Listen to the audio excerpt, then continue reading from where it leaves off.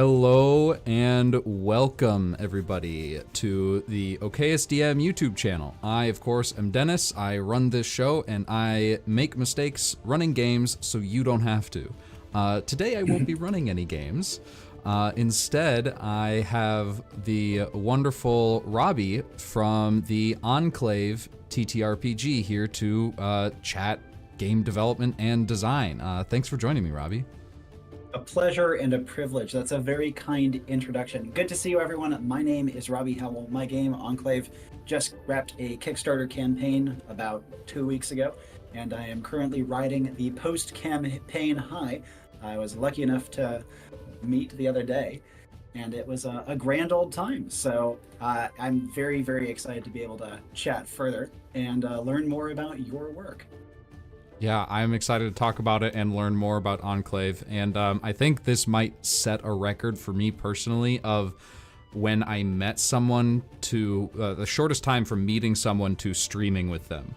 I think we met like last weekend doing a recorded video with AJ Pickett, which was phenomenal, and we decided we didn't have enough yet, so we decided to do another one. There is a lot to cover. Oh yeah, oh yeah. So to get us started, pretty much everybody watching will know what Sagas is. So give us a quick description of exactly what is Enclave. Like, what did you make? Yeah, great question. Enclave is a tableless role-playing game. It follows a familiar squad-based RPG structure, a bunch of supernatural people tasked out to accomplish some great task, or die trying, or fail, all of which are acceptable. The one main contingency is that we don't use dice whatsoever in Enclave, or any sort of similar resolution mechanics, while still having a mechanically robust game framework that is meant to foster long-term investment, rather than the typical kind of fluffier, one-shot style diceless games that you might see out there on the market already. I've had people describe Enclave as sitting in kind of an interesting uncanny valley between Amber RPG, a little bit of Pirate Borg, and a little bit of Pathfinder. But I really feel like now that I've taken a good long look at the broader market, there's nothing quite like it out there. That is quite a feat, because there is so much out there, especially after the OGL boom that's happening. All these cool new things are popping up, and I'm excited to be able to be one of the people that made one and be able to talk to one of the people that had written the coolest one I've seen yet. Thanks, man. So, as far as like actual mechanics, because I know personally I've only ever played one RPG that didn't have dice. So say I'm someone trying to do something difficult. How do I determine whether or not I succeed in Enclave? Yep, so Enclave's resolution loop is pretty simple. 90% of calls, and I'm sure this is the case in a lot of games you played before, come down to common sense. You don't need to, in a dice game, you don't need to roll for a lot of the stuff going on because it's obvious. But that remaining 10% gets interesting. I'd say of that, another 5% is also common sense. You just need to interrogate the player a little more. Ask them some specific details about how they are doing stuff. And that's something that we try to emphasize a lot in Enclave. If you say to me, I swing my sword, I am going to say, how do you swing your sword? Describe to me your stance, your posture, where you are swinging, like what you're putting into it. And that, if you follow that up with like another bit of, on the part of the host, just kind of rationalizing out how that would lead to a resolution, you don't need to go much deeper than that. But that last 5%, when you're just really not sure, is where it gets interesting. Because in Enclave, we use two metrics. One is what outcome would tell a better story. If you can see a way that a failure in a complex action could lead to something very engaging that could give your players more opportunities to try cool things and do cool stuff, then a failure is 100% acceptable.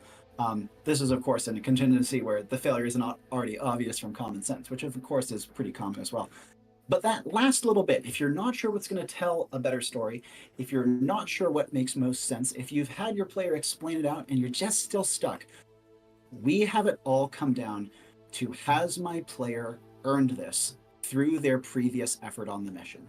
Have they been in character? Have they been buying into the story? Have they been an engaging member of the group that is elevating the overall play experience? And if so, give it to them every time. If you are that unsure, then it always comes down to has my player earned this through their performance on the mission leading up to this point? And it's a way that we can tangibly reward things like acting in character or acting out things like pain and exhaustion and difficulty. It lets us reward things like players just being happy to be there and being happy to play, which is something that I think we all know is really important to have in a tabletop role-playing game. And Enclave has the privilege of being able to objectively reward this through the way that we resolve calls. That's so cool. The idea that it feels obvious depending on the description. I've had two specific thoughts during your description of your resolutions. First is, if you're really, really good at martial arts, and you know like many different strategies that your character also knows, you could get into some really detailed and cool descriptions that are very I feel like you've had a player that does this. It's very, very sexy, and we love it. Yeah, you can see people bringing real-world skills to the game in a lot of respects. Another one, if someone knows firearms, oh my god, they can do amazing stuff with a gun.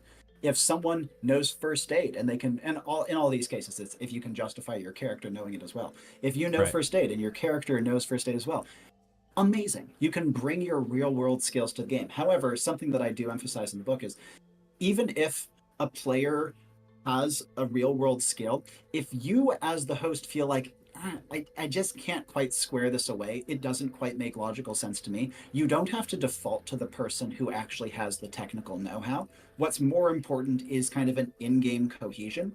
And an ability to quickly make calls, because one of the main benefits of this resolution system, it's really fast. I can make incredibly complex calls in less than 3 seconds, which keeps game flow really, really fast, and prevents people from stalling out because, like, you know, something really important has taken 5 minutes to resolve because you have to roll a bunch of dice. Yeah, I love that. Especially the speed, because one of the things that I know a lot of people I feel like there's two sides of the like TTRPG space. I know this is criminally simple the way I'm putting it, but I feel like there's the crunchy people who enjoy the numbers and the math rocks and the calculations. And there's the actors and thespians and theater nerds that just want to be in character and like they want a structure to their improv.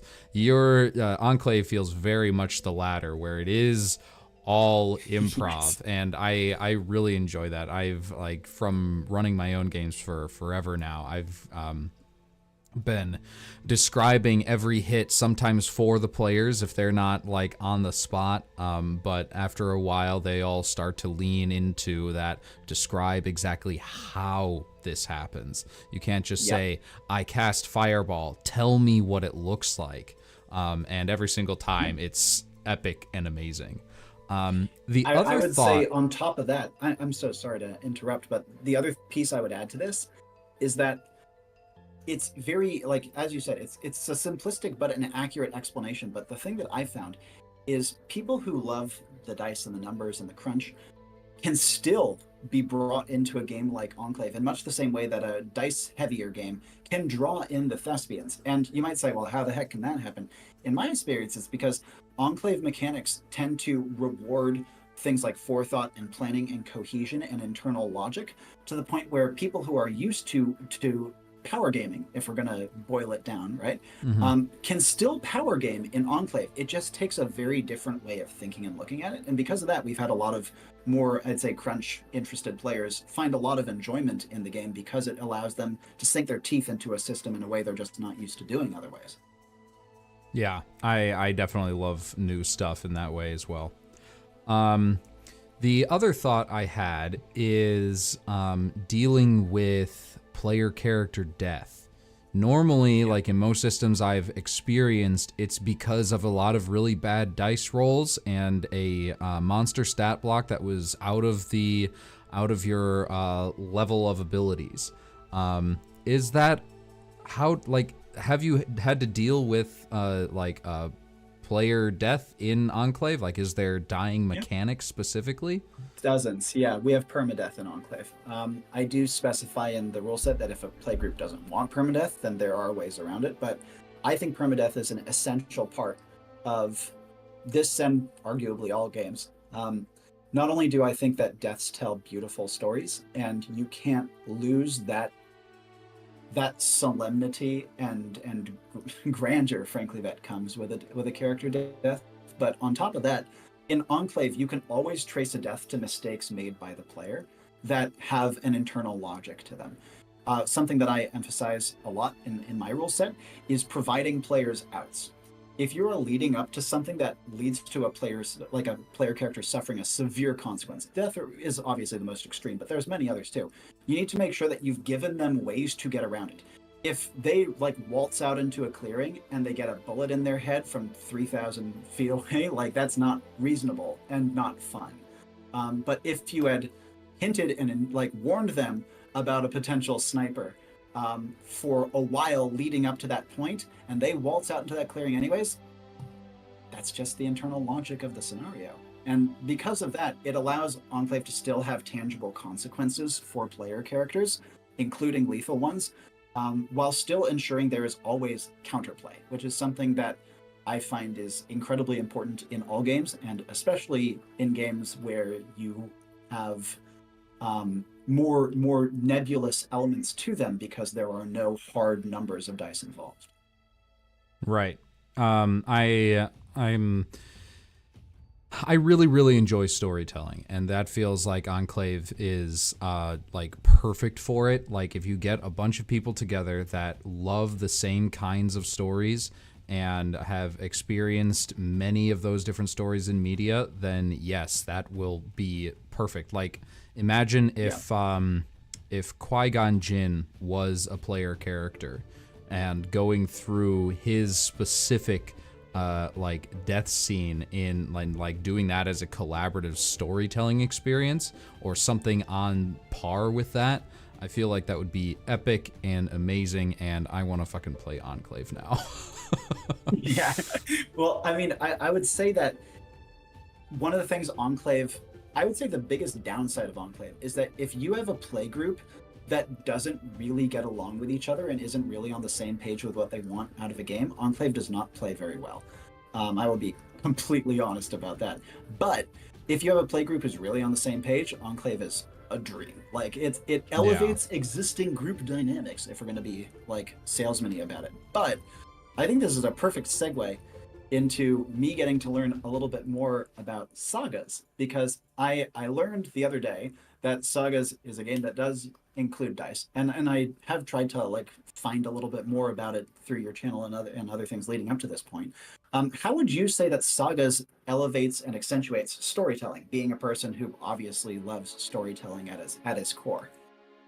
There are specific mechanics inside Sagas that give sort of a story-like feel to the game, and I'm thinking specifically about the new death mechanics, new as of the current version that was released at the end of August, so sick. 20 days ago. And actually, wow, feels like it's been way longer than that. It does feel long.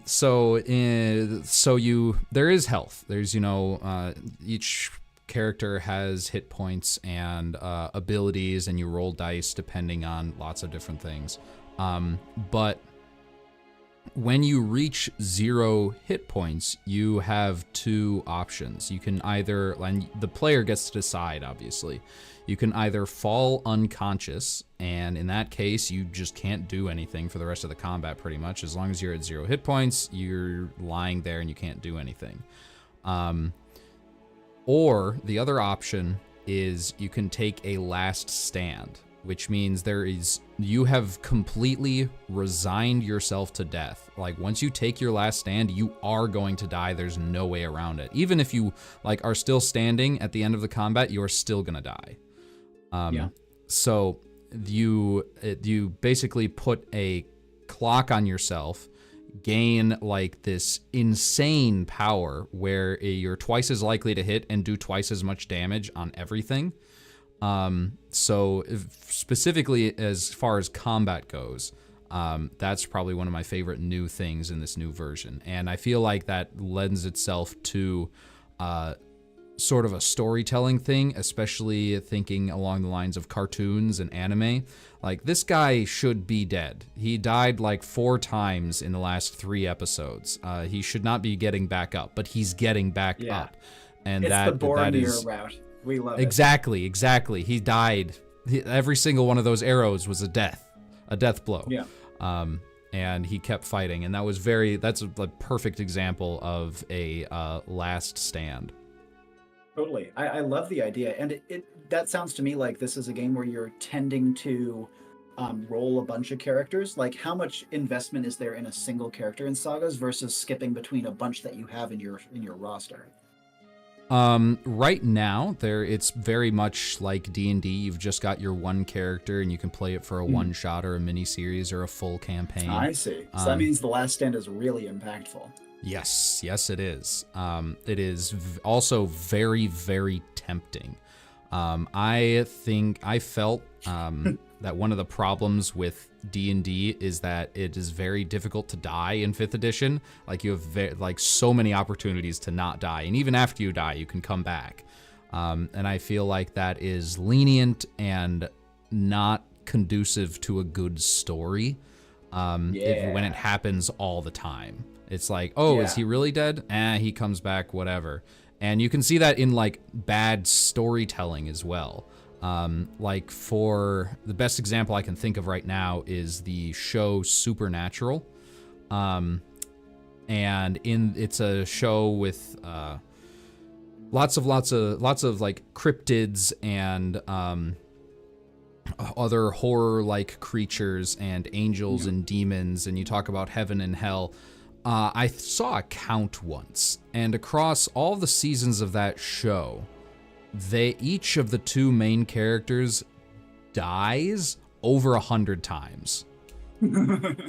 It's ridiculous. It's insane, and it's just after a while I started to go, you know what? I don't care if they actually die. They'll be fine. They're always fine. And they didn't even have any consequences that lasted more than, I guess, maybe a season at the longest.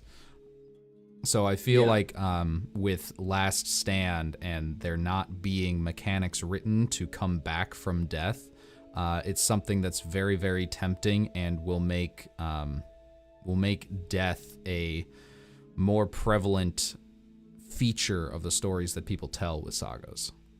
Absolutely. I think that's a beautiful summary. As a brief aside, good to see you in chat, No Winged Feed. Great to have you here. Feel free to ask any questions or make any comments you'd like. I'll try to check in. But jumping back to death, stories have stakes. That's a universal. And I think that when you remove the stakes from stories or you dilute the stakes from stories, it makes people less interested in playing them for the story's sake and more interested in the power fantasy sake, which is like not innately a bad thing. It's just not something that I think distinguishes tabletop RPGs from other media. You know, I really like to emphasize what makes it special to be able to play a verbal game with people. It's not the power fantasy. Like, you can get power fantasy playing video games. You can get those doing all sorts of stuff. But being able to participate in an interactive, collaborative story that you cannot determine the outcome of from the outset, that's unbelievable. That's very, very special and different. And so whenever I see a game kind of moving away from that direction, like a TTRPG, my main question is like, why should I not just be playing a video game instead? Which is perhaps reductive, but it's where my mind tends to go to, especially as someone who like really didn't grow up with TTRPGs beyond my own. I didn't even know they existed until I was 17. That is a about the same as me, to be honest. I had my first exposure to D&D when I was about 17, but it was not pleasant. I had a horrible time, and it was another 5 or so years before I rediscovered them. And it was another 5 years after that I realized that that horrible experience was the same game that I'm playing right now. And it was a very weird moment of like, wait, damn, I missed out on 5 years of fun because of a bad DM. Like I've told that story many times, so I won't reiterate it here, but as far as learning about TTRPGs goes, first impressions matter a lot. Yeah, enormously. I feel like one of the things that made me interested in Sagas is when we were talking, it seemed like a game that had come from this like deep, elaborate love of TTRPGs that you were like consolidating a bunch together. But the more I talk to you, the more it seems like not that, and is more its own beast. Like, where would you say your inspirations for the game came from within the TTRPG world versus how much of it was coming whole cloth from your own imagination? There are 3 games that I can specifically point to as inspiration for Sagas. The first one is 5th edition Dungeons and Dragons, and I wasn't about to try to make something completely new by ignoring the game that I've been playing for 10 years. Like that was obviously going to be a huge source of inspiration. Like it's got, a miniature and grid mechanic. It's got dice rolling. It's got a level up system. All of those are from Dungeons and Dragons.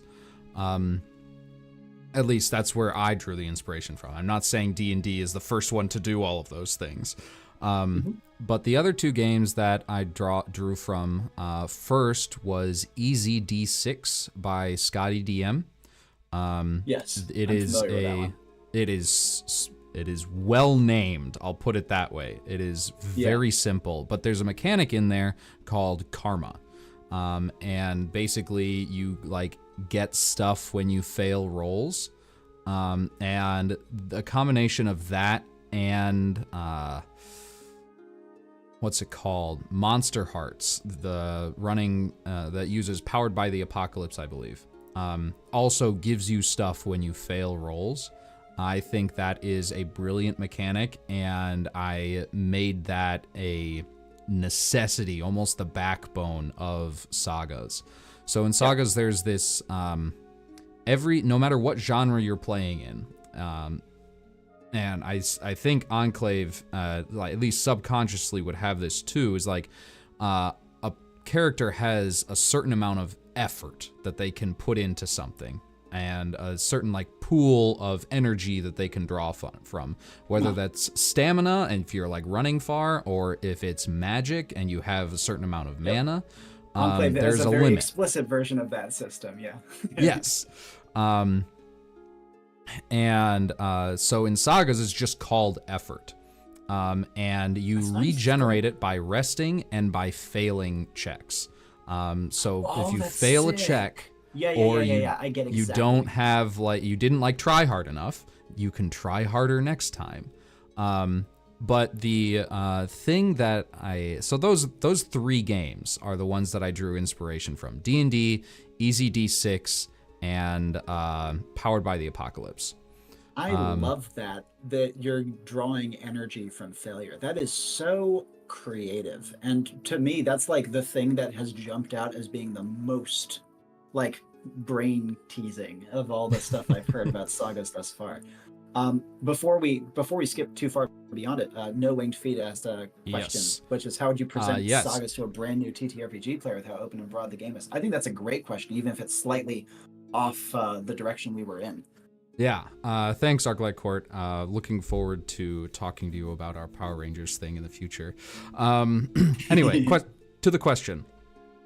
So, for a new player coming into TTRPGs with no experience, we did the first page, second page of Sagas is that what is a tabletop role-playing game page, where we explicitly describe what you do, like you're going to attempt something, make a check to see if you succeed, and then describe what happens based on the results of that check. And that is we go through a page to describe exactly what that is. And then the rest of that page is describing what separates Sagas from other TTRPGs. As far as difficulties with how open and broad the game is, I certainly understand choice paralysis, and it has been a problem in the past, but I think in general, the character creation process for Sagas has been plenty to give people the inspiration they need to start making their world or their character, because there are specific abilities and features laid out in the character creation process that can give you that sort of inspiration. Like, there's vampirism, there is fire magic, there is just being big or being small, there's being able to run fast. One of my favorite pieces of Sagas is the struggles. So when you build a character, you have, your health, your effort, your level, and those are pretty much all the numbers you need to keep track of. And they never go up or down by more than like 2 or 3, almost always by 1. But if you continue through the character creation process, you get 2 traits, which are like racial features of D&D, but you also have to take 2 struggles, and that is essentially things about your character that make doing stuff difficult. A lot of them are, say, being too big or too small.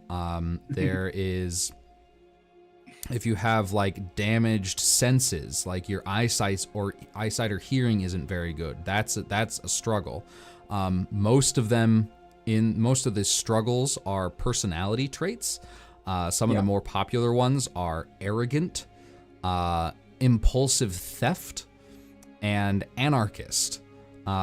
Specifically with anarchist, I believe the rules are whenever you interact with some sort of authority, you must make a check. And if you fail, you must do the opposite of whatever that authority tells you to do. Like it's written into the rules that you are an anarchist at your heart, and unless you can hold yourself back, that's going to come out and potentially ruin whatever you're attempting to do in the story. So these are quite impactful. Yes, they are. So as far as teaching new players using Sagas, I would present it pretty much as written. I think someone that has never played a tabletop role-playing game before would be able to pick up Sagas and play it correctly for the first time on their first try. I say that, please take that with a grain of salt, because I haven't actually found anybody to try that with yet. Pretty much everyone I know has done tabletop role-playing games in some form or another before. So that is, I've yet to find that fresh, doe-eyed newbie to drag into the darkness of tabletop role-playing games. See, we got lucky with Enclave. We've had quite a few players over the years, both in my legacy group that I used to host for quite a lot, and also when I was doing play testing for this version of the game. We've gotten lucky and have had brand new people on a number of occasions. And in fact, something I've learned from observing how new people play the game is that people who have never played a tabletop game before, on average, do better than people who are tabletop veterans who have never played a diceless game before in Enclave. Because if you're a dice game veteran, you tend to have pre-existing biases and expectations that often just aren't how the game works. Whereas if you're coming into it with completely fresh eyes, you can often pick out creative or even beyond creative, like brilliant ideas that just you might not have seen had you not been beginner's mind. You know what I mean? Yeah. On that note, I agree. I feel like Enclave is very much tailored towards those that have pretty much any theater experience or are comfortable enough acting as other people. I would say that's even a requirement for both of our games. You need to be able to pretend to be someone else. Really? It's a game that you can get eased into. Like something that I really try to emphasize in my version of the rule set is when you are not comfortable with a certain thing, like some people aren't comfortable talking in voice as a character, putting on an accent or whatever. Something I encourage is if you're not comfortable with that, speak in third person. Say, instead of going like, oh my goodness, what's that foot here? Say, I say, oh my goodness, what's that foot here? That's one of the ways I've found that like gets people past that psychological break where they're not where they're not sure how to go about speaking in character. You think of it as someone more distinct from you, and it actually helps you become more comfortable with the process and then ease into actually taking on the character's voice. And so because of that, it's a game that will demand you get there eventually. But you can start from nothing and you can be quite comfortable within it, much in the same way that I'm guessing someone who's never played a tabletop game before would, like, obviously the Sagas would demand they adopt that skill set soon enough, but I think it would ease them into it in a pretty a way that would be more accessible than a lot of other bigger name games out there. Just a guess. Yeah, I'm sorry, I'm writing down that because your suggestion of suggesting that they speak in third person to get over like voice uncomfortability. That's not the right word. Voice discomfort, maybe. Because that's genius. I've never tried it before, and I need to now. It's a great way to do it. Yeah. I have unsurprisingly, I have an acting background. Shocker, I know, right? But, although, funnily enough, Enclave is and my games more broadly, is what brought me to that, rather than that being what brought me to this. And it's something that when I've like worked with kids in after-school programs and stuff like that, that's one of the steps that we do to get people more comfortable with it. And like Gemini said in chat, the lack of intuition towards mechanics actually leads to more creative solutions. Yes. Absolutely. And it's kind of the same with acting. Like, if you're not demanding someone do it all at once, they can actually come up with things that you didn't expect them to. And when they do get there, it actually helps it stick a lot more if they made the entire journey themselves rather than being demanded to adopt it out of their own preferred order, if that makes any sort of sense. No, I fully understand. It's like someone... like you said before, coming in with no biases about how this is typically done, or even worse, some people might say supposed to be done. They come in with the same level of, creative thinking and problem-solving abilities, but without that scaffolding that has been set in place by the community. They're just not aware of it. So they are going to find new and interesting paths to get through whatever challenge you're putting in front of them. I think that's really cool. Yeah, especially when you'll have this joy too when you get some completely fresh people. When they say, "Hey, can I try this?" and you say, "Oh yeah, you can do more than try that. That's like please a core do." thing of the game." And then they're like, "Oh, that's so sick. I'm so pumped to try this out." Like you see this beautiful journey of discovery. And it's the same damn thing with acting. People think, "Oh, wait, I can do that." And then they try it and it's amazing and everyone loves it. Like, yeah, I could rattle off a bunch of examples from my own games, but I don't want to bore you guys with long ass stories. So yeah. we'll get to story time, I'm sure. I'm sure. I was going to ask, does Sagas have any sort of explicit acting-based mechanics? Not necessarily ones that demand acting, but ones that reward or pay off acting or being in character? Right now, no, they do not. Sagas, if you so choose, you could play Sagas as a war game with just dice and just the map.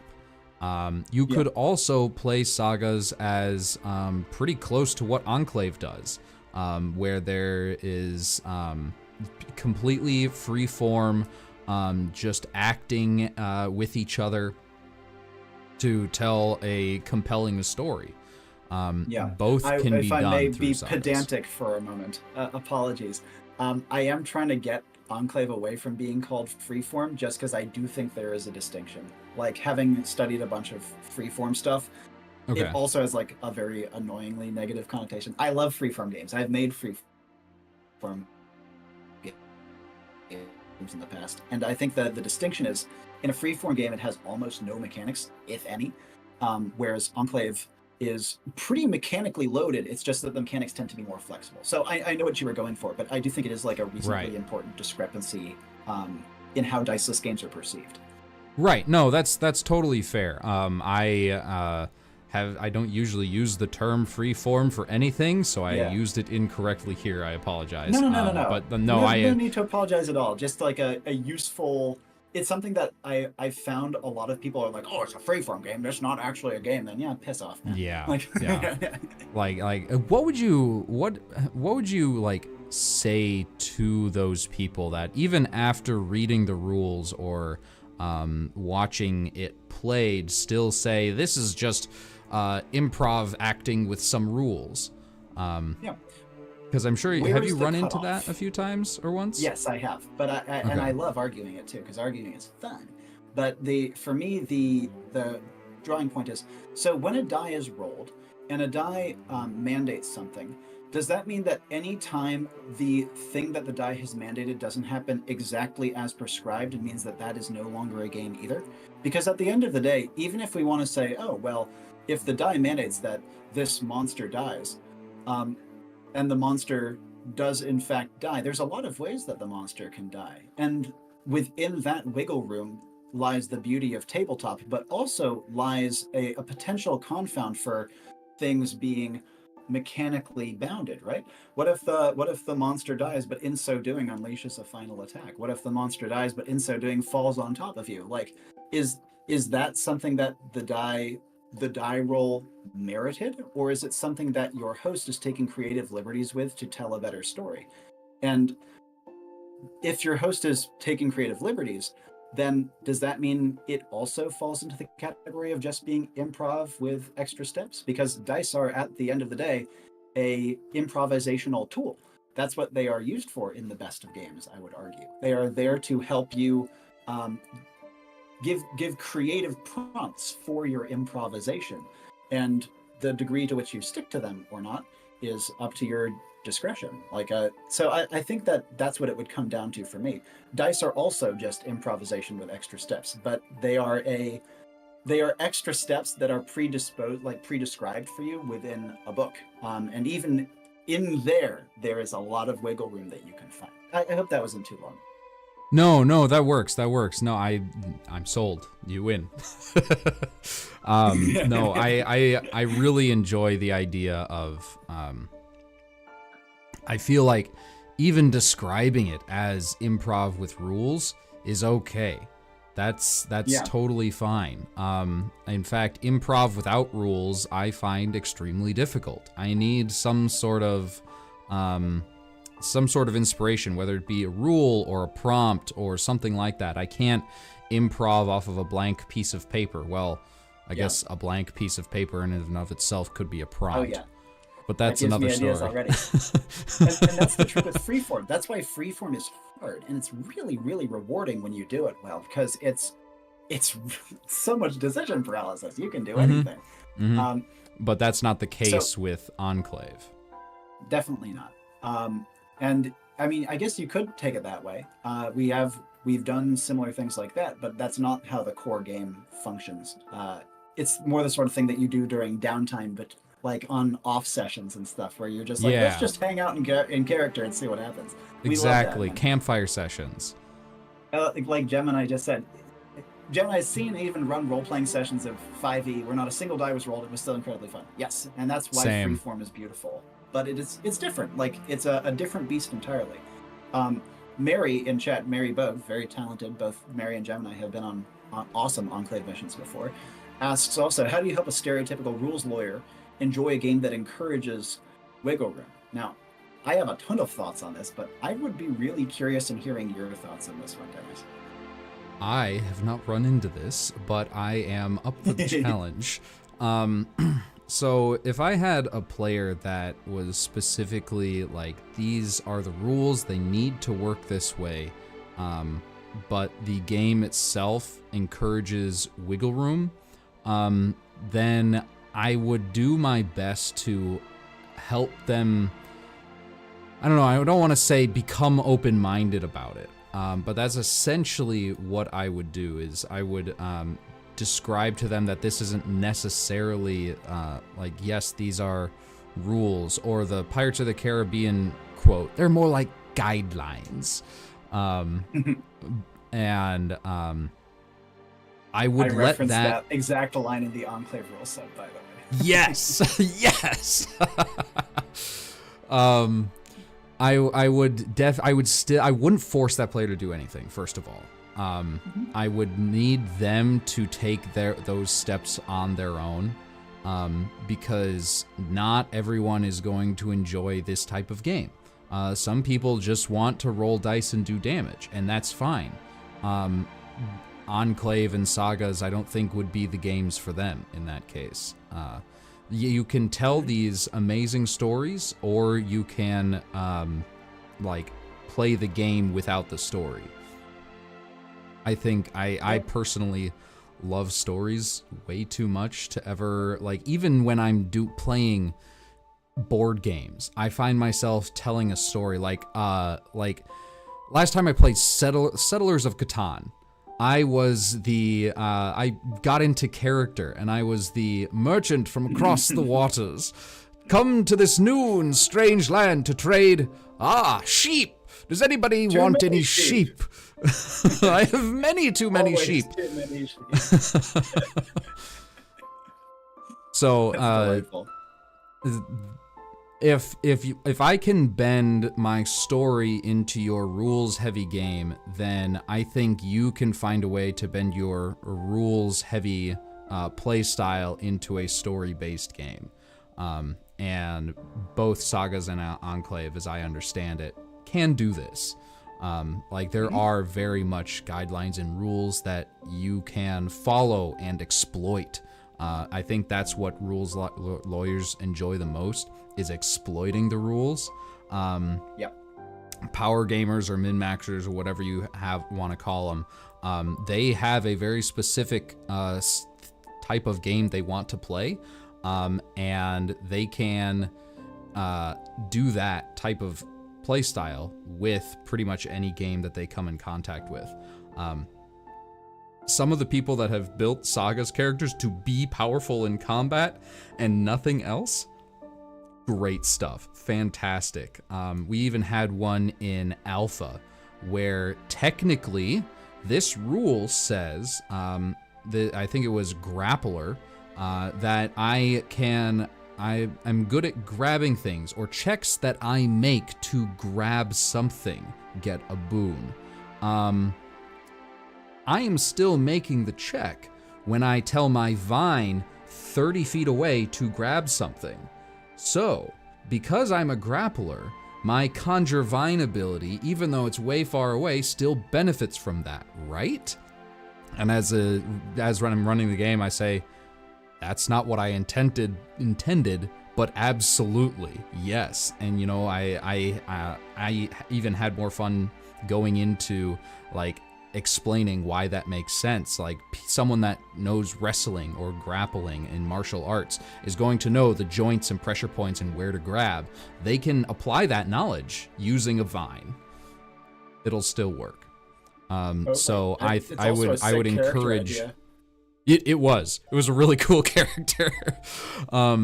But that's what I would encourage the rules lawyer to do when there is more wiggle room than they're comfortable with. I would advise them to change their play style to make it so that they are more comfortable playing this game. Yep, I think that's a beautiful way of putting it. We've had people who I describe as rules lawyers playing Enclave before, and honestly, they're very, very helpful to have around. No one will point out an exploit in the system better than a rules lawyer. And yes. So I really value people people who do that, as long as they have a good attitude. And plenty of rules lawyers have a good attitude about it. I would say that the one thing I would add is Enclave is a system that is, from everything I've been able to determine over many, many years, internally consistent, and as such could be played without any flexibility or wiggle room whatsoever, and still be coherent. But when the rules explicitly say this is meant to be flexible, or the rules explicitly say here is the ways by which you can make something flexible or do something different, you can ask the rules lawyer, well, how do you square that?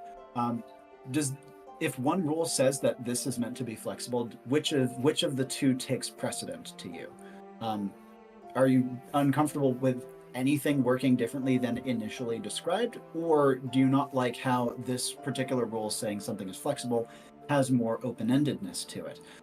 Because if it's the open-endedness that you're upset with, the thing that we have here that we can really work with is your job is not to is to convince me in the same way that you do when you're looking at normal rules. You're saying, well, technically this is how it's supposed to work, right?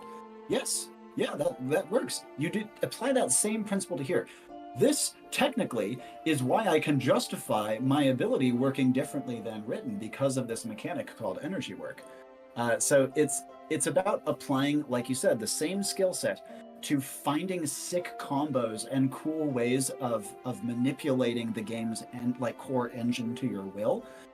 It just also requires the understanding that not only are you doing that, everyone else is doing that in a slightly different way from you, and your host is probably doing it as well. Because at the end of the day, one of the things that I try to emphasize a lot with Enclave is speed. And if your rules lawyering requires you to look through the rule set, not going to fly. You need them faster. Come on. Make a quick 5 decision, seconds and that's it. Yeah, exactly. So I think that if someone can work within those confines, they can have a freaking fantastic time. But I have heard of people who need to take 5 minutes to make a decision after reading through the pages. And I do not think that would work. That would be the one limitation to the how do you get a rules lawyer to enjoy a game that encourages wiggle room? Is it if it takes them a long ass time? No. Otherwise, I think they have a lot of options. Yeah, I like it. Great question, Mary. Thanks. Really good questions. We love chat. If anybody has any more questions, we are more than happy to answer. We've got some here ourselves, and I think unless someone in chat has a specific question they'd like to ask one or both of us, I think we'll move on to specifically the development process of making a tabletop role-playing game. So to start it off, what was the most surprising thing about developing your game? Surprising is a tricky one for me because it's been so damn long. I think I know what it is. I was at a really tough kind of stalling point with my development process with Enclave. There's a lot going on in my life, and I felt kind of discontented with where the game was, and I really knew that I needed to put things into a rule set, but I didn't know where to start. And I was talking to my wife about it, and then she was just like, can I just take a week to do nothing besides just bash my head against a keyboard and see what happens? And that did it. It took me a week of bashing my head against a keyboard, and I was able to at least put the start of words on page to things that I'd been struggling to put into words for ages about how I play the game and the core way that it works and all these things. And that was the starting point. And then from there, it got refined over time from playtesting and showing it to people who knew nothing about the game. And I think that was the most surprising thing, where the motivation came from and what was the actual thing that made me do it. Because at the end of the day, you can talk a big game, right? And you can even be hosting a game for ages. But if you don't actually write it down and it can't go beyond your immediate playgroup, that was the struggle I was having, is how do I take this thing that I've been intuitively doing for so long and actually make it accessible to people who aren't me and the people I know and have played with and trained? I didn't really feel like the game had much more to give to the world if I couldn't do that. And the surprise was how I got there. Bash your head against a keyboard. That's all it took. That is not what I was expecting you to say. I was fully expecting a week of rest, to take off and rest and not do anything and just clear my head. That's what most people would do. I think that's what I would do, at least. Probably, but wow. I work well under pressure. Apparently. And you mentioned like specifically having difficulty getting the right words onto the page to describe what you do exactly. I find that sort of creation of semantics, fancy way to say writing, I guess, very difficult. Even it is, oh my God.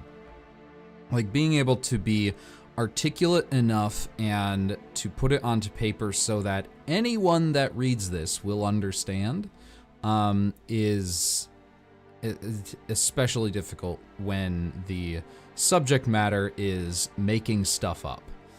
Yeah, absolutely. I want to turn the same question back on you before asking you my own you were gonna do development-related question. I knew this was coming. Now I'm curious. I did not have something in mind when I wrote this question. So let me preface with that, because I also have to take a minute to figure out what the most surprising thing about creating Sagas. I think it was the beginning of the process. So when I started, it was I haven't been doing Sagas for that long. The surprising thing for me is the speed. From originally when we were in the middle of the OGL apocalypse, right? And I'm thinking, well, I want to move away from D&D. Me and the rest of the world were thinking the same thing. That recent? Yeah.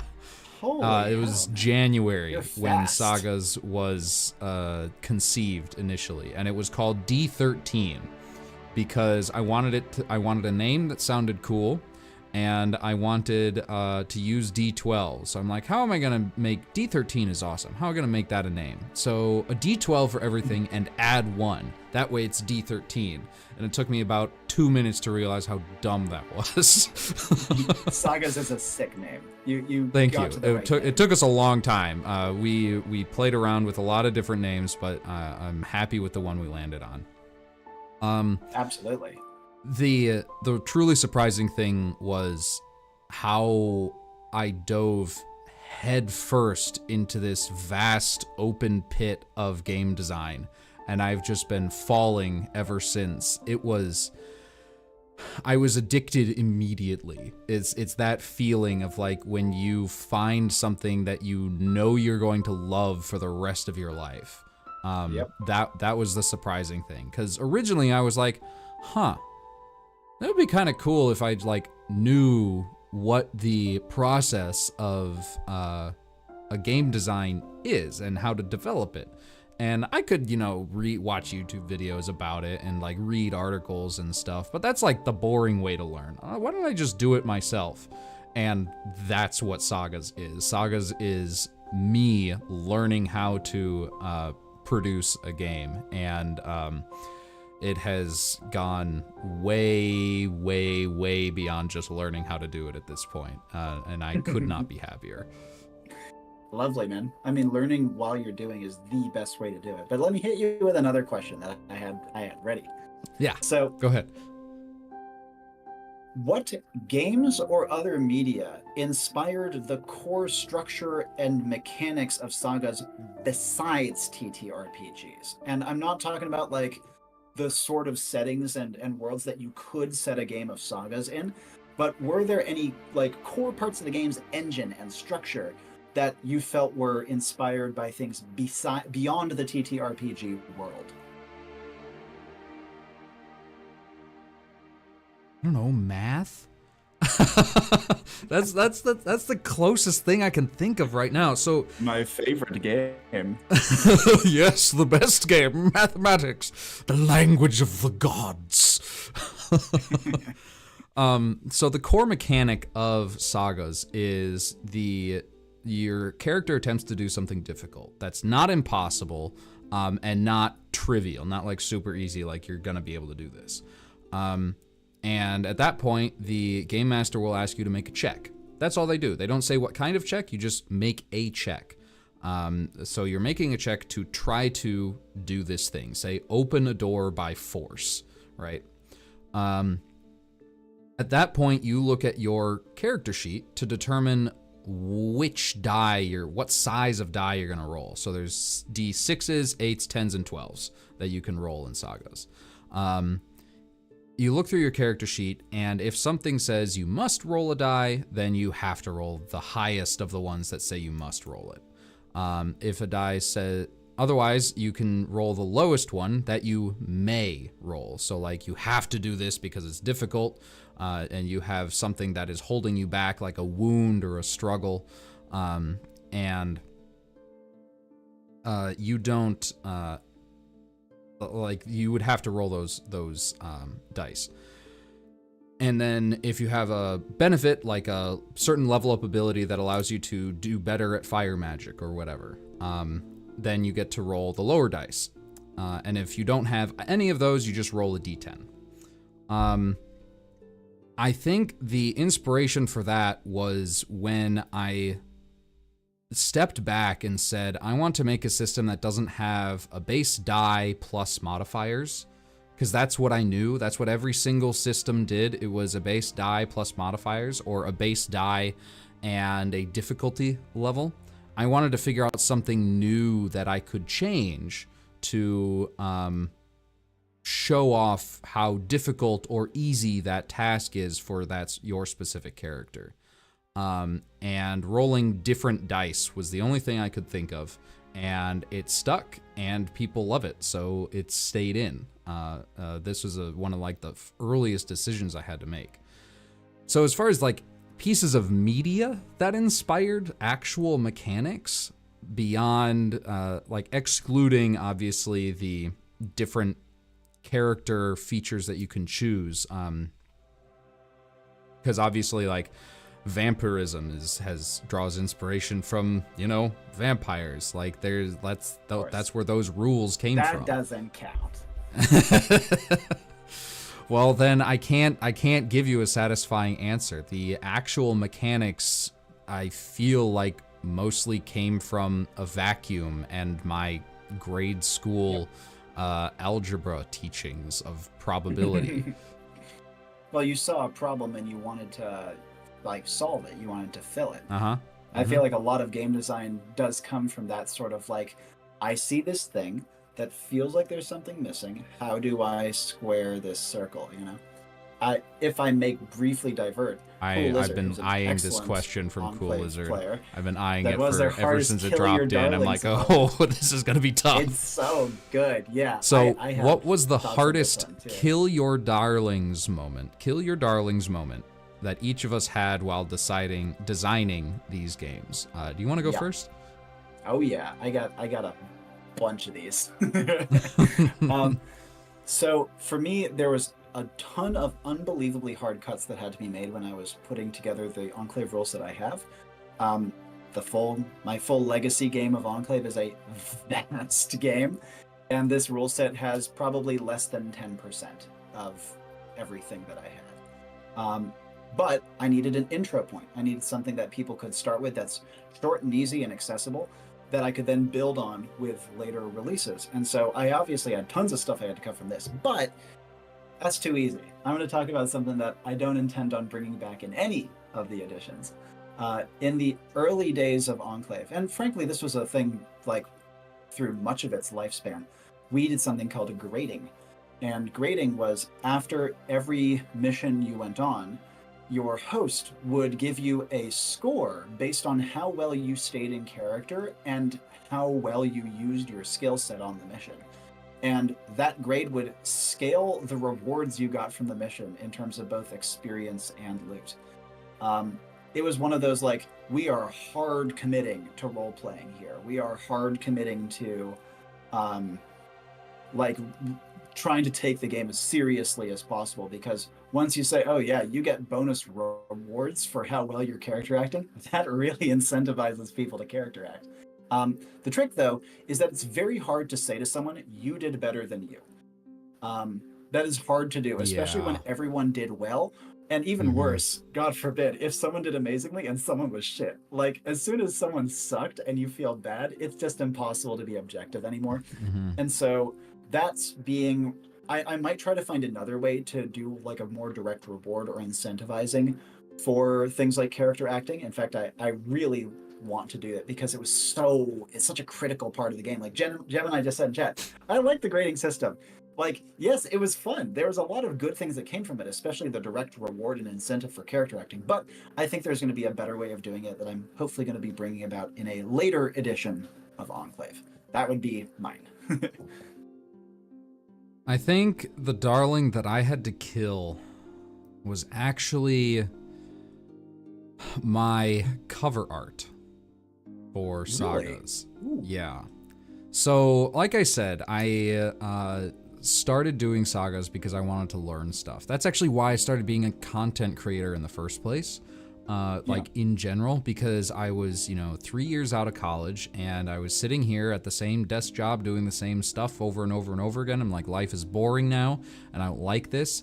I want to learn something again. And I decided there's a lot of stuff that goes into content creation. There's, editing videos, there is lighting, there is film, there is certain pieces of tech that I need to do. There's software that I have to download and learn how to use. And the same is true for game design. With Sagas, I needed to learn how to design a game. I needed to learn what the publishing process is, which, by the way, guys, super fucking complicated. It's very, very complicated. Yeah.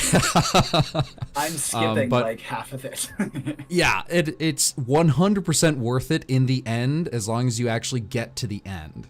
But it is a long and hard road that we have ridden, and I am still we're both still writing at this point. We're not actually super published yet, right? At least I'm not. Actually, as of yesterday, my PDF is 100% done. It is finished, and I actually sent it to the printer yesterday. So I am on the cusp. That's exciting. And all I need is the confirmation from Kickstarter, and then I'm going to send it out to everyone. So we are damn close. But yeah, so there's a lot of things that you have to learn about the process. One of those things, both for content creation and for game design, is graphic design. You need to learn how to make something look good. And oh my God, is that a deep hole to go down? There's a reason that there's so many artists that have so many different styles. And I'm not just talking like two-dimensional or like, museum artists. I'm talking like people that design the layout. Like there's, those lines on the side of the book, someone put that there. And the page numbers, someone had to choose what font they're going to be. All these really, really tiny things that I never thought about before. I'm like, wow, that's a lot of decisions. If you want, I can recommend the programs that I use. That might help. Actually. I do have a layout designer, and I am on my way. Once it goes on sale again, I plan on downloading Affinity. Sick. Okay, good. Affinity Publisher is the best one by far. I used Affinity Publisher. I did all my own graphic design. I have an artist, but all the like doodads and bowl, I did that. And Affinity, bash your head against it for a day and you got it. It's a great program, and the best part is you only pay for it once. Yes. The other one, though. Yes. The other one, Figma. which shall not be Figma named. is amazing. Like if you can start learning Figma, it is the single best vector art program in the world. It's free. It's web-based, so you don't have to download anything. Ooh.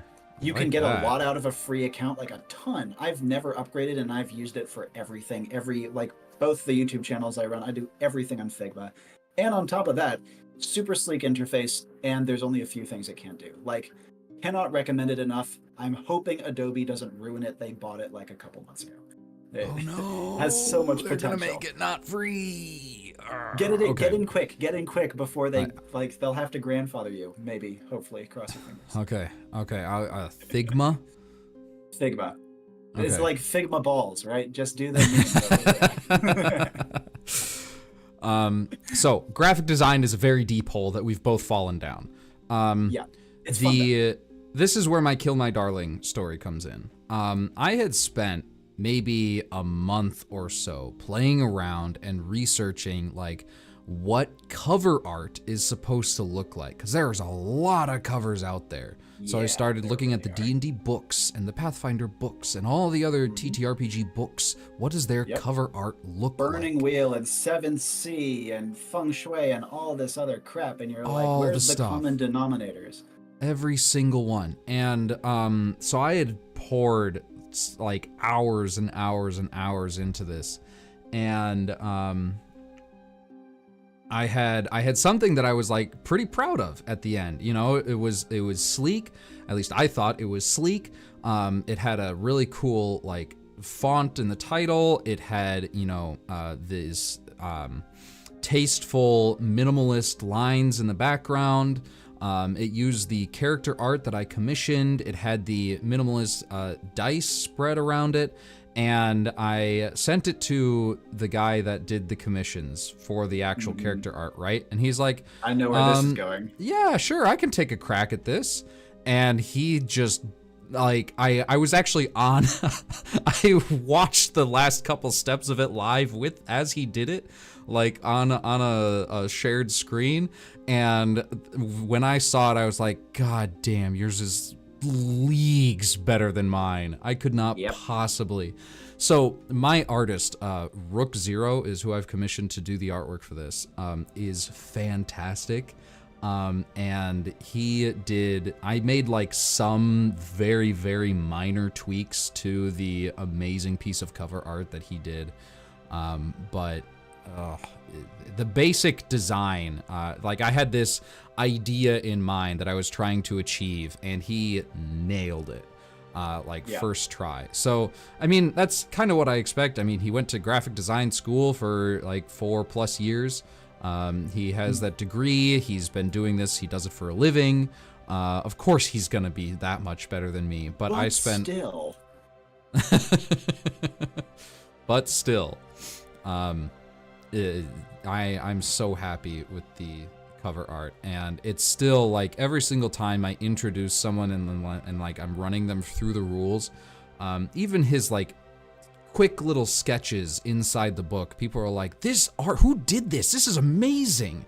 I'm like, oh my God, I'm so excited for when, when my Kickstarter funds, I'm going to be able to commission him to take all of those pieces and make them like beautiful and fully sketched out and colored and nice to his liking, because he hates all of them.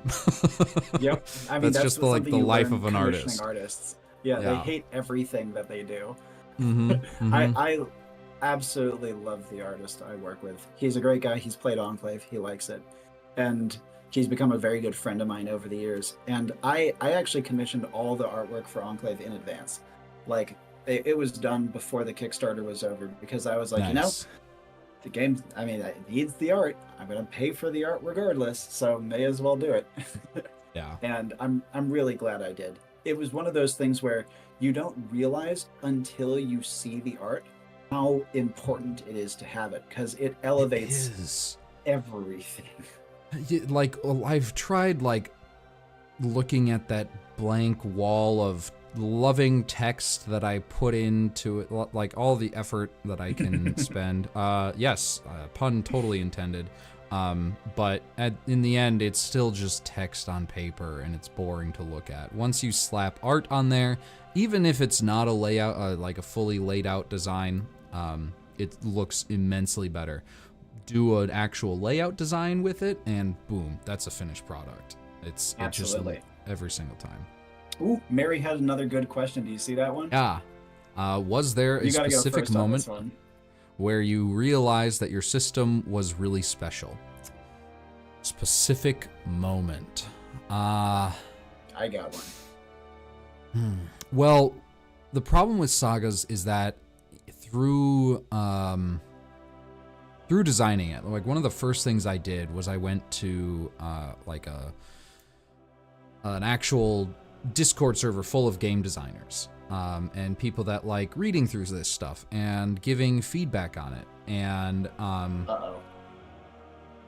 no, for most of the feedback was great. Like I feel nice. like I've tried very hard to remain throughout most of my life very open-minded, and that has really helped me with like this feedback vein, especially because some of the feedback was pretty harsh. Like, you should cut this. This isn't good. And I'm like, okay, why? Tell me more so I can learn. And I learned a lot from every single one of those experiences. But after a while, my game kept getting compared to, so is it more like Powered by the Apocalypse, or is it more like Fate? Your game isn't like unique. Like, you're not the only universal system out there. There's like this one, this one, this one, this one, this one, and this one. And I tried very hard to make my game, to make Sagas unique enough to merit its own creation.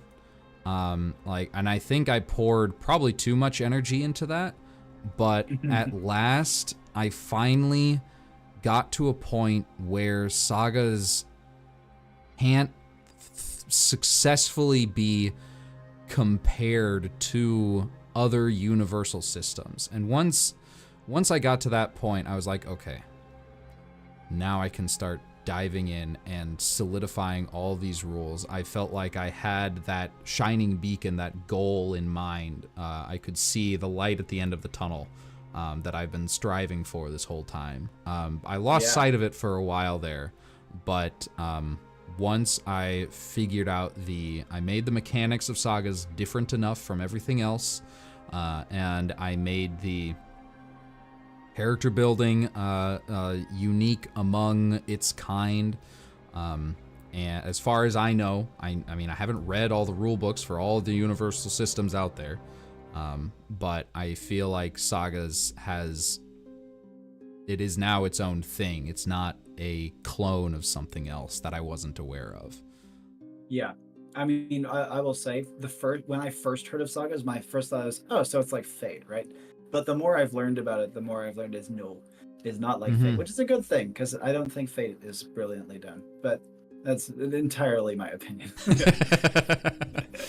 Well, it also, I think that your approach to this entire thing really speaks a lot to your tenacity and character as a designer, because you have such a methodical and humble approach to your design that I think is extremely admirable, and it probably will reflect substantially in how your finished product ends out. Like, you can see when someone's put effort into something, and you can also, I feel like your attitude towards a product and towards a game project definitely reflects in the quality at all times. Like, Enclave did the worst by far and away when I was the most entrenched and stubborn, and has gotten better as I have loosened my grip on what I felt like it should be rather than what it is. Like you said earlier, a lot of darlings were killed. Yes. Kill them all. The younglings. Not the younglings. That's a great question, Mary. I love it. Your turn. You haven't answered it yet. Oh, that's a good point. So, to preface, on September 25th through to the 26th, we're going to be seeing something very special for Enclave, which is its 10th anniversary. 10 years ago, I hosted the first ever Enclave mission. And it has changed a lot over the years. But the first time I hosted it, I had made quite a few games before Enclave, and it was in my dorm room sophomore year, and I'd managed to cajole two of my friends who had been playing other games over. I was like, can you try this new one? I really think it has something special. And they're like, all right. Afterwards, can we play Lifetime, which is another game I had? I was like, okay, anything to try this new one. And we got them in. We played. The mission went over, starting a long and proud tradition of me completely brutally mistiming missions. Getting better now. Promise I'm reformed. And they thought it was okay, but it was good enough for them to come back the next day and play again. And then to bring in another friend who played again, and then again. But then on the 6th mission, we had something really special happen, where they got invested enough in a plot line that they wanted to keep playing beyond just the mission that they were on. They're like, I want to see what happens after this. And since Enclave is a one-shot system, for the like obviously it can be played long form easily, but I have it designed so that every single session can be a self-contained play experience. Mm-hmm. And so when someone's like, that hooked me enough that I want to go there again, I want to follow up with that system again, I was like, haha, I've got them. And wouldn't you know it, they stopped asking to play Lifetime. They wanted to play Enclave instead. And I think that was the moment for me when I got people invested enough that not only did they want to follow up the story that they had been participating in, but they also wanted to play Enclave over some of the other games I had been offering. That's when I was like, we're getting somewhere with this one. I think I can make this one work, which was great because I'd been actually trying to make Enclave work for about 4 years before I actually finally had my first official mission of this version. Congratulations. That feels like 10 years. Wow. Yeah. No wonder. It's a long You mentioned frickin' in time, our man. talk with AJ that you had, what, like hundreds of pages worth of Enclave stuff that is not being released with this thing? Oh, probably more than that. I think we're into the thousands. Yeah, Insane. Enclave is a monstrous system. My favorite number that I'll throw out to you is that in my legacy game, we have over 120 unique classes with no repeated abilities or powers between them. And in this version, we have 6. And so my goal with this published Enclave is to steadily introduce more and more complexity and new stuff and new classes over time until we can build up to what the legacy game was. Because it was really special, but man, the barrier to entry on that motherfucker was ridiculous. And so starting small and building up, that was one of the many pieces of humble pie I had to eat over the years. I like it. I like it. Great questions from chat tonight. This is fantastic. Give us more. Give me more. Yes, if you have any more, please share them. I have another question for you, however. Sure.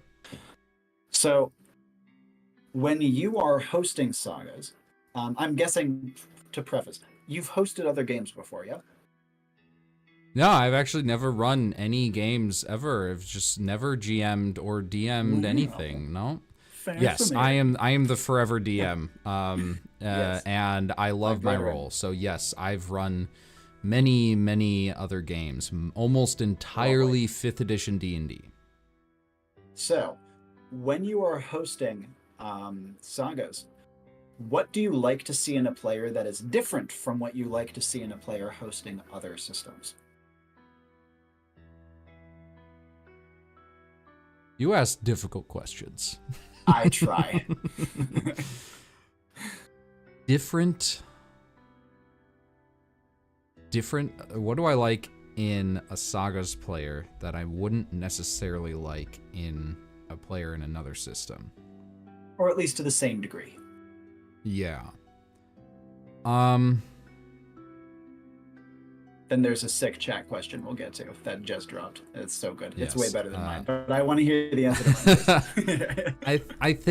I don't think I've played enough games to understand enough about how systems work to require different kinds of players. I mean, I know there are different kinds of players, and I will run my games accordingly. When, for example, when I was starting to try to push Sagas out into the ether, I put up a casting call, and 40-something people responded, and I spent hours and hours. No, just a casting call, like a Google form on many different Discord servers and social medias. I thought you were like for like a film or something. No. A online casting call. Casting that's call just is like, oh, that's a loaded term. no, not a theater casting call. Yeah. But I got 40 responses and spent forever organizing them by what kind of player they are and like what they enjoy. And there's a couple different kinds of games that I will run based on like what kind of player you are. Like I can run something dungeon crawly and crunchy if that's what the players enjoy. I can run something that's super, super dark and we approach topics that are very uncomfortable to talk about. If that's what the players enjoy. Like they like being on the edge of their seat, not knowing where this is gonna go, having like all of those emotions well up, I can do that. I feel like the same can be said when no matter what kind of game I'm running. It's not that I look for specific aspects in players. It is that I will change how I run the game to ensure that those player aspects get time to shine. Yeah, so you would say that the things that make a great D&D 5e player are similar to the things that make a great Sagas player. Yes. I would say that Sagas can be, I guess, broadened. Like there are some things that can make a good Sagas player that might make an okay D&D player. Or it wouldn't be a typical, quote-unquote, typical D&D game. I would say Sagas leans more towards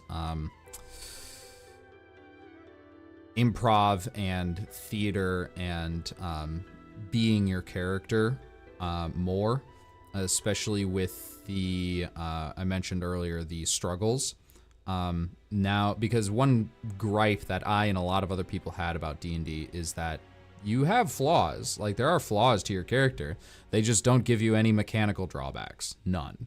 Yeah. Like, you can be the most forgetful person ever, but your history scores can still be pretty good. So that is not the case with Sagas. Your character flaws are baked into the system and will reflect in your roles as well.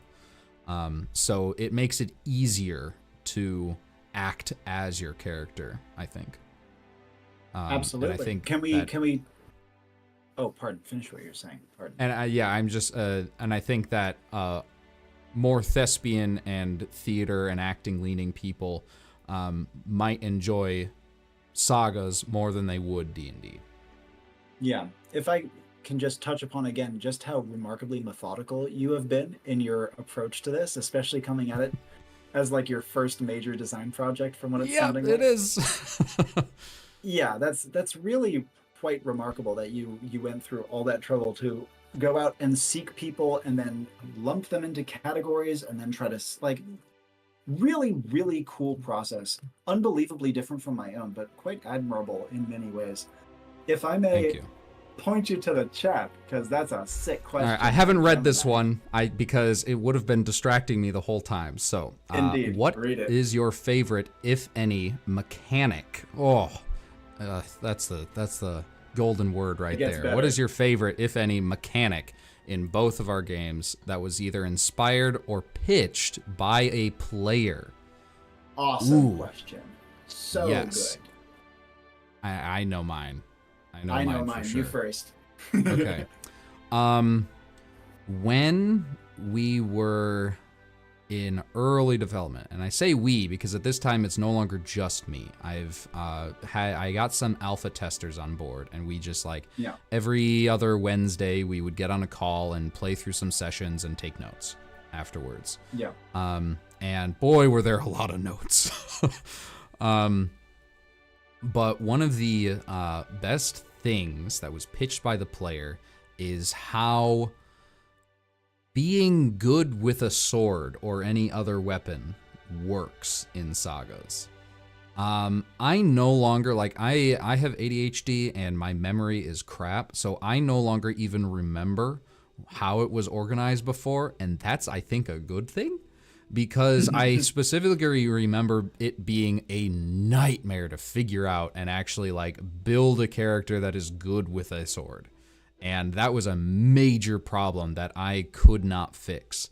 And one of my players suggested to just make the weapons a specific, give a talent that is weapon training for specific types of weapons. So you've got your projectile training, you've got your thrown weapon training, you've got your melee weapon training, you've got your improvised weapon training, And it's just so much more streamlined and easy to build into a character than whatever the nightmare before it was. That's a lovely answer. So my answer is slightly cheaty, but I'll give a more proper one.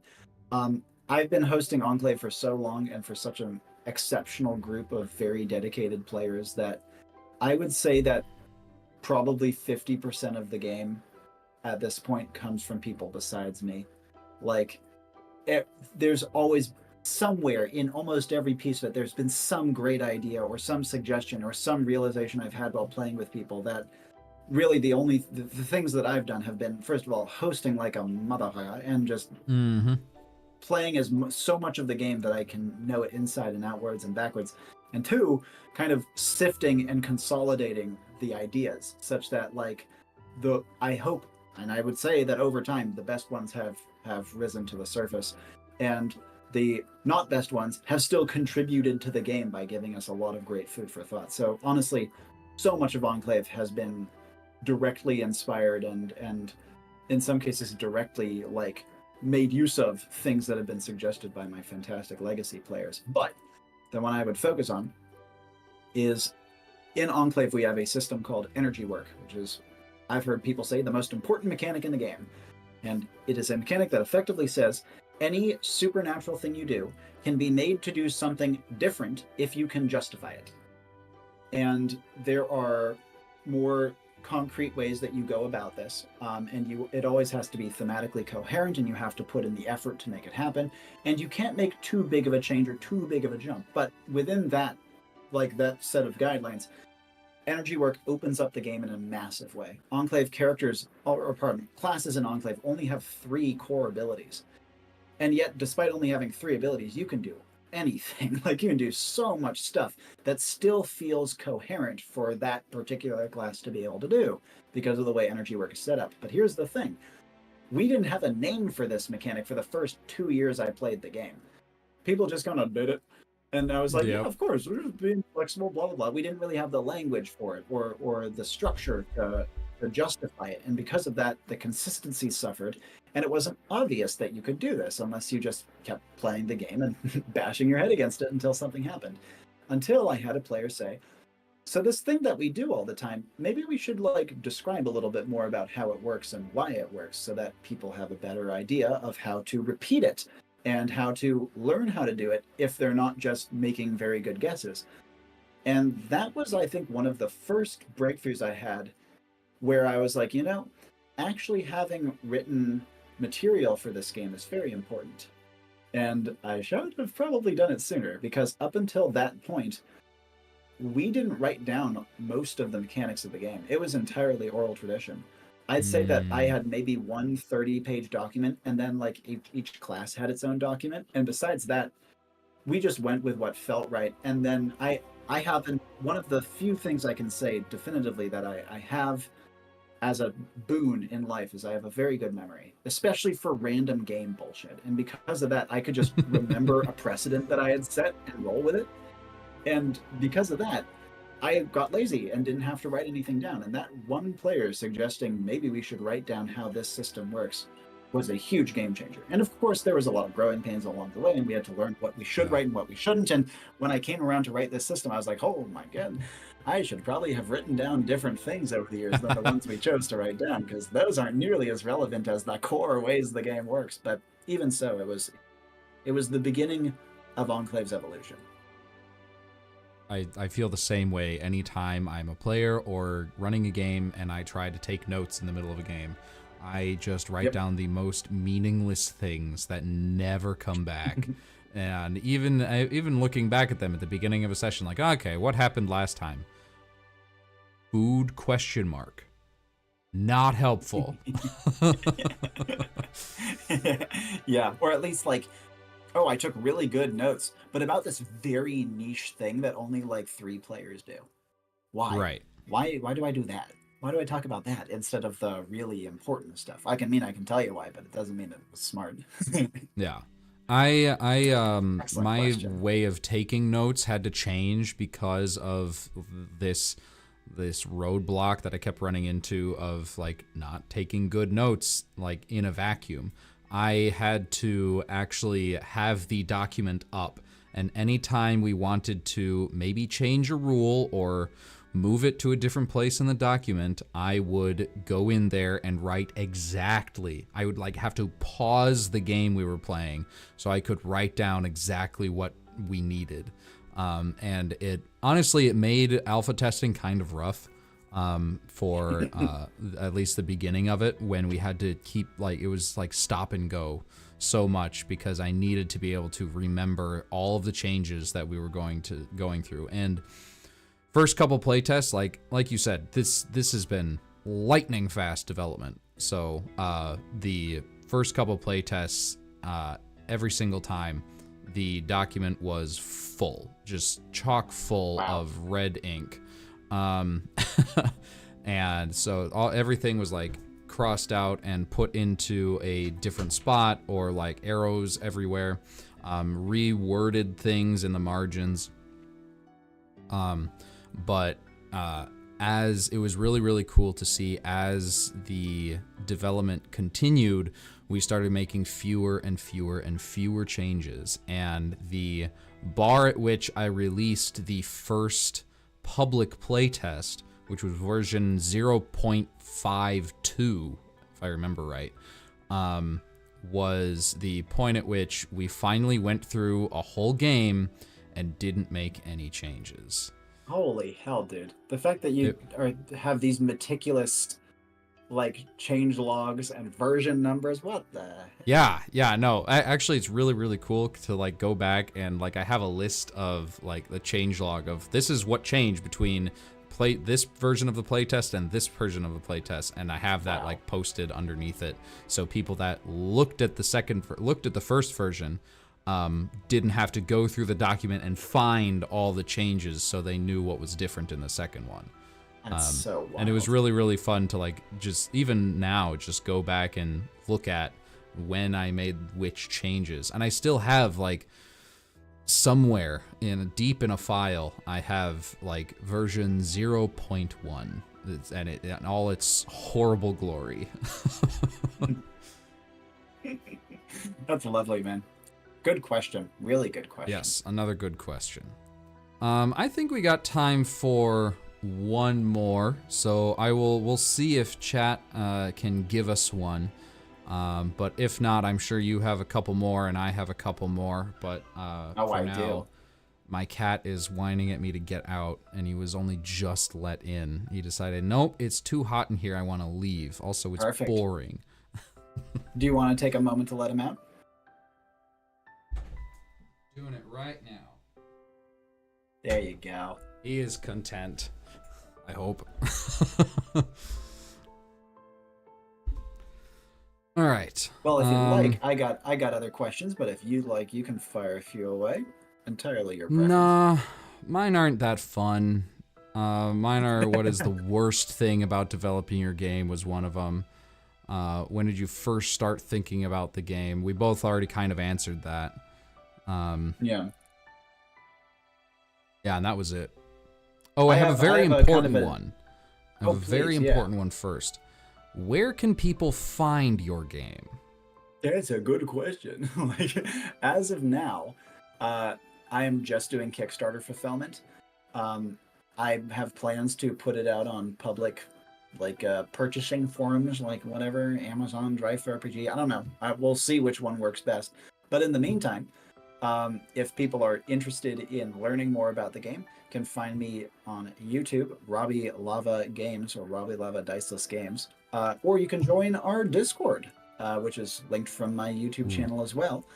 And if you find that you are enjoying what you sing and you want to like buy the game and jump into it, even though the Kickstarter is finished, Discord message me and we will figure out a thing over PayPal, and I will email it to you or mail it to you if you want a hard copy. It's a little thing, but it'll do the trick. That's a big offer, man. We did have one late pledge come in where it was like, I'm so sorry, can I upgrade it to physical? And I was like, yeah, I mean, no skin off my nose. Why not? Yes, please. Yeah, give me more money. They did it, and I'm super happy to do that. And honestly, like, Yeah, mailing is kind of a bit, but I've done a lot of the legwork for it. So I think I'm gonna be good to be able to mail stuff out. And obviously, if you just want a PDF, email is easy. Do you mind? I'd ask you the same, but you're gonna get there soon, man. Yes. Do you mind if I put a forever link to your Discord server in the description for this video? Yeah, right. Of course. And it's there. It's a fun one. We do cool stuff there. Yeah, they do some pretty cool gameplay. Yeah. So right now you can find Sagas on Drive-Thru RPG, the public playtest version. Yeah, it's free. You can download it. Anyone can go download this playtest. Holy smoke! And it is That's free, and it's always going to be free except for when the Kickstarter launches, because I need to pay my artists somehow. Yeah. But you can find it at Sagas. Just go to Drive-Thru RPG and search Sagas beta playtest, and you will find the most recent version 0.7, which everyone is playing right now, including me. Lovely. I haven't made any changes to the game since then. I've got some notes, but they are precious few, which is just how I wanted it. Pardon me, your video cut for a second, and all of it caught up for me all at once. Yeah, exactly. It was one of those. I have an interesting. Your question. You said they were boring, but there's an interesting story in there for one of them, which is how did I come to design? That was the question, right? How did I come to design? When did you first conceive of the game? Yeah, that was it. Yeah, so I had been designing games for quite a while. I came to it from a very, very weird perspective where, like I said, I didn't know what a TTRPG was until I was about 17, and even then, I only had the loosest idea. But I had been making TTRPGs without knowing what they were called since I was about 7 years old. And the reason being is that my parents didn't let me play many video games, and so when I'd go to a friend's house, see a video game, I'd come back home and I'd try to act it out. And because of that, I started. It was very cute, and they sucked, but they were wonderful because of course they did. And over time, I started making ones that were like more creative and more my own work. And finally, when I was 14, I made a game that was like truly my own. I wasn't like aping anything at all, and that was the springboard. That was the thing that gave me the real game design addiction. And I do call it an addiction. I designed probably over 100 games in the span of like my middle school and high school years. And Enclave, like I said, was first conceived when I was about 16 because, funnily enough, it was kind of a regression because I was like, you know what game I love? Diablo 2. I want to make a game kind of like that. So I kind of regressed into like acting out video games again. But then over time, it evolved like way beyond Diablo 2. And like Enclave now is completely unrecognizable as a Diablo 2 clone. Though funnily enough, now that I know everything that's going on in the TTRPG space, my game was directly inspired by D&D because Diablo 2 was directly inspired by D&D. So Enclave is a D&D inspired game by 2 steps of removal. That's cool. I like that. So I have another question for you. Yes, if you're please. Up for it. Absolutely. Last question before we call it a night, I think. Sure.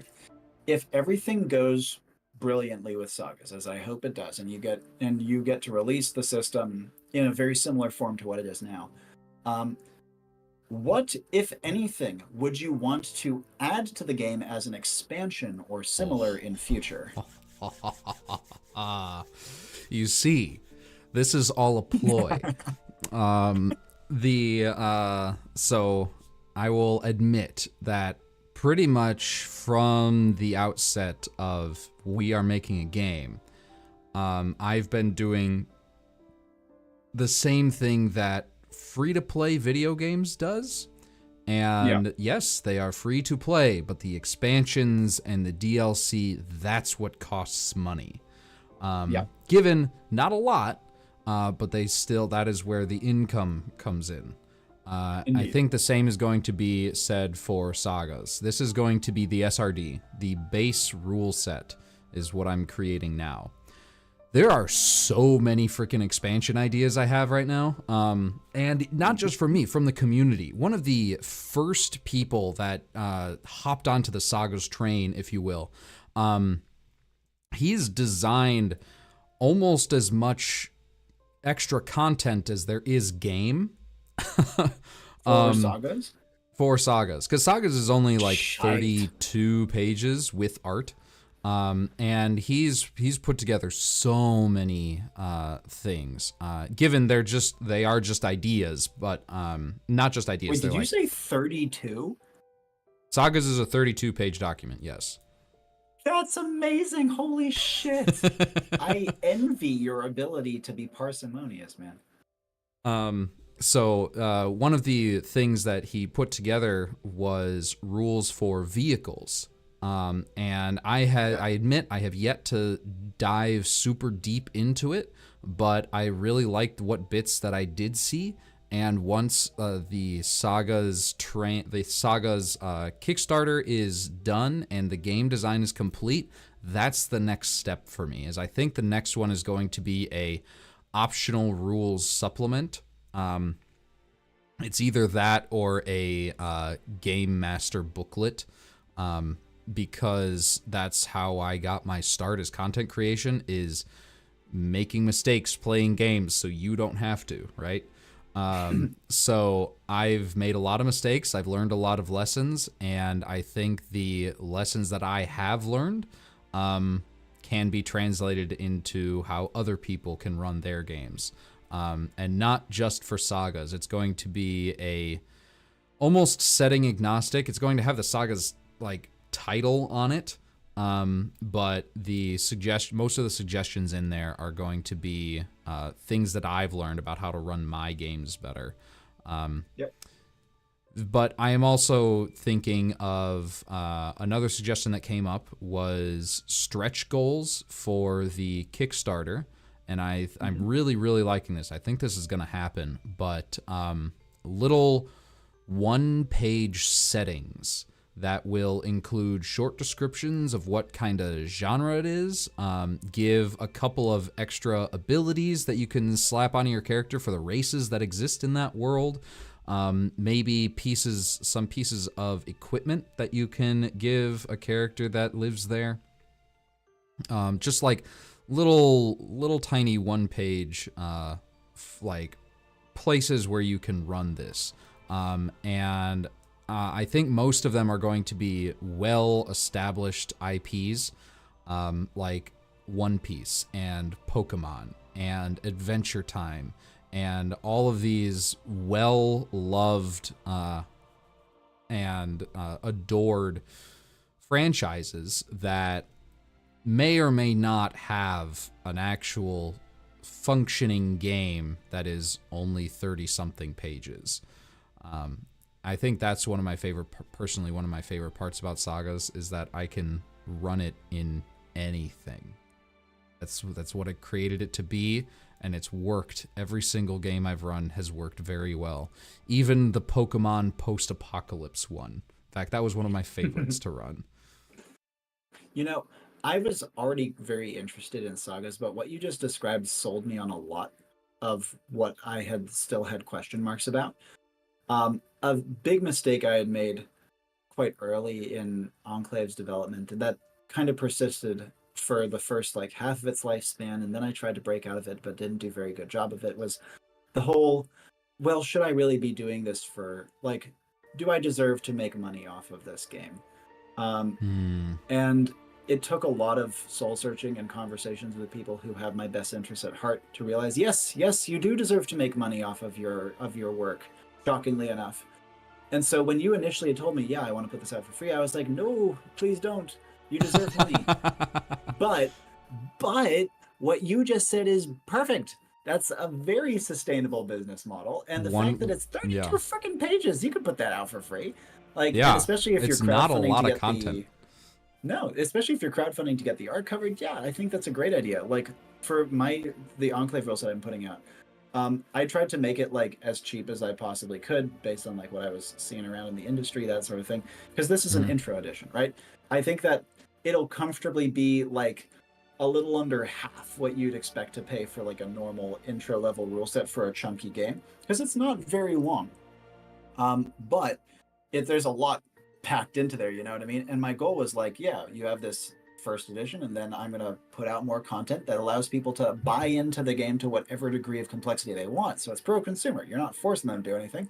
They can go in if they like the game deeper. But on top of that, like you said, I can just keep putting out content, and if people are liking the game, that means that I'm going to be able to ideally create a living off of it. And it sounds like you're thinking in the same direction, which is smart and good and necessary. I'm very, very pleased to hear it. Thank you. I am very excited to see what kind of ideas I and the community come up with for what those little one-page extras are going to be. Indeed. Pardon me. I was going to also say along those same lines. When you were describing what you're putting in there, I was chuckling to myself because I did the exact same thing. I had a playtester say, "Hey, you should put some like pre-constructed settings in there in case people don't want to do it by themselves." And I was like, "Oh, that's a great idea." Obviously, you're putting a lot more like detail into them. Mine are like a third of a page, half a page, that sort of size, and are mostly just like almost like a literary description of an area rather than like a bunch of very, very specific bullet pointed details, which is like more information dense, right? Yeah. But I think that your game lends itself so well to that sort of content that I really hope those stretch goals get hit, man. I gotta show you something. So there is a piece of it that I already suggests setting, kind of, and I'm going to fuck up the overlay a little bit to show it to you. But it is this. So roll me. Do you have some dice handy? Shockingly enough, I don't have dice. No, you made a diceless game. That's not that shocking. In character, yes. So I'm gonna roll 3d20 right now, and this table is in one of the first pages of Sagas. So I got a 4, a 10, and a 15. So the setting we'll be playing in, or we would be playing in, survival would be a drama post-apocalypse. Yeah. So you're looking at a full-on like Last of Us level of game, or something like The Long Dark, I believe, but with other people in it. So there's some excellent shows like that. And then here's another one. 3 more d20. That is 8, 10, 12. So intrigue, drama, cyberpunk. So you're running through there is some serious corporate corruption going on here. That's Blade Runner right there, man. Yeah, it is. It really is. And so that is one of my one of the, like, I put that on social media, like, I feel like once a week, which is way too often, but some of the things that people roll on there are freaking insane. Like one person rolled epic, epic, epic. And I'm like, aha, of course, why not? It's just the most epic thing you can think of. And immediately I think of, like, you know, Godzilla versus Kong, or one of the Mortal Kombat movies that's just epic. I just think of mythology. That's like mythology. Or if you go with, the poem definition. Because what are they called? The Iliad and the Odyssey. Those are epic poems, and that's where the word epic comes from, I believe. So if you go that way, just pure story. Pure story. Absolutely. So yes, I do have some setting stuff in there. It's sick, though. I love that system, and I think it fits really well with what you're going for. Gemini mentions that the page almost looks like the cover of a Marvel notebook. The graphic design is quite pretty, by the way. Like, very, very thank clean. you. Does the trick.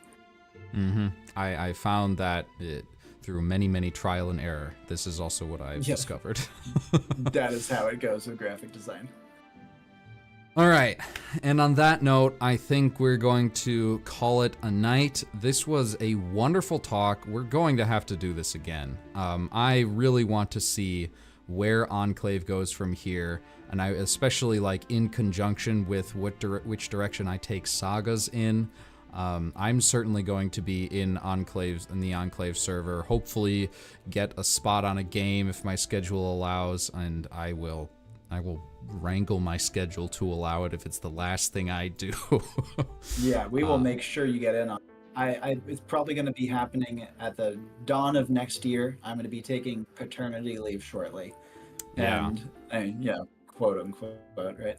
But once I'm back, that's going to be 100% top of the docket. I'm very, very grateful that you have shown such interest in the game, and it's awesome to have you in the server. Thank you so much for giving me this crash course to Sagas. It is a game that, when I first saw it, I thought was interesting, and now that I have seen more about it, I am very, very sold on the pitch. Without a doubt, the best thing that you told me is when you said 32 pages, that was exciting.